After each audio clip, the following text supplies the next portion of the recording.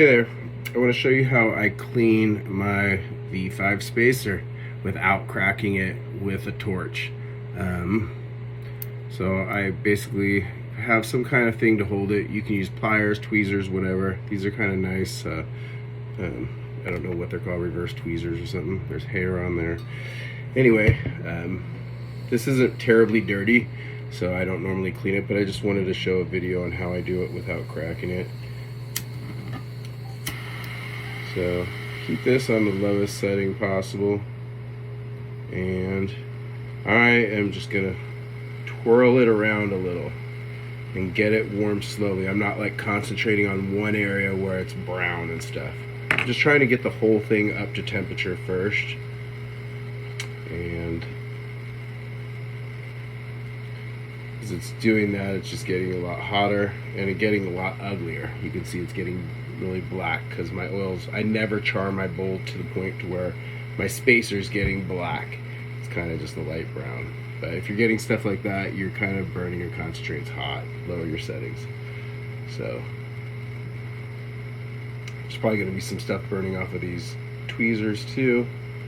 It looks like some resin is on there, so we'll be cleaning two things at once. Yeah, so this is not pretty with the amount of oil that I had on there that isn't really visible. A lot of times this will come off in a burn off cleaning. So in certain areas it's starting to get white now. You'll notice like that inside area is the hardest part. So I just I'm never kind of leaving the torch in one area. I'm just kind of always moving this piece around.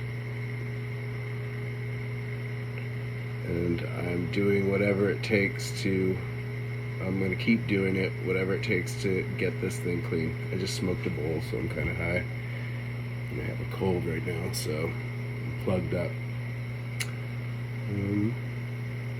So the inside is definitely getting a lot cleaner. You can see I need to work on that one area right there, the bottom.